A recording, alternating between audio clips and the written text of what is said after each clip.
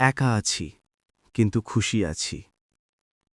মানুষ প্রায়ই আমাকে জিজ্ঞেস করে, তুমি একা একা বোর হও না? কারো কথা মনে পড়ে না?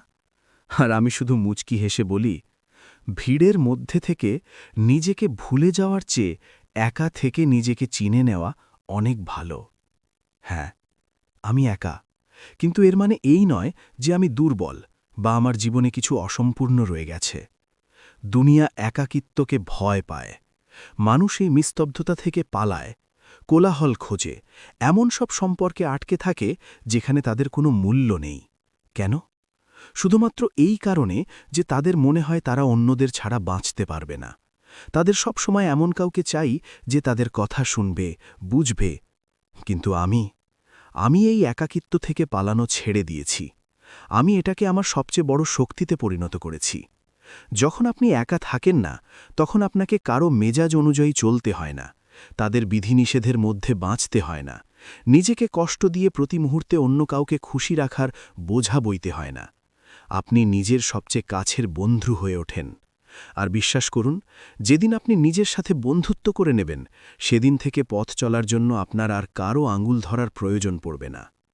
আমি ওই মানুষদের দেখি যারা গুমরে গুমরে বাঁচে, শুধুমাত্র এই ভয়ে যে তারা যেন একা না হয়ে যায়। এমন কারোর জন্য কাঁদার চেয়ে একা একা কাঁদা হাজার গুণ ভালো, যার কাছে আপনার চোখের জলের কোনো মূল্যই নেই। আমার এই নিস্তব্ধতা এখন আমার ঢাল হয়ে দাঁড়িয়েছে। আমার বেছে বেছে মেশার স্বভাবটাই এখন আমার শক্তিতে পরিণত হয়েছে।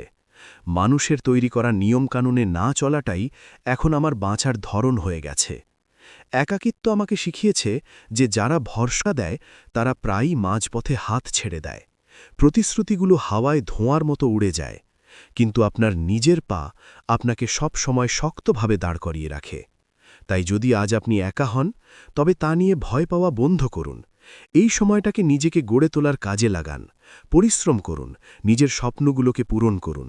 যে মানুষ একান্তে খুশি থাকতে শিখে যায়, তার সেই খুশি পৃথিবীর কোনো শক্তিই আর কেড়ে নিতে পারে না।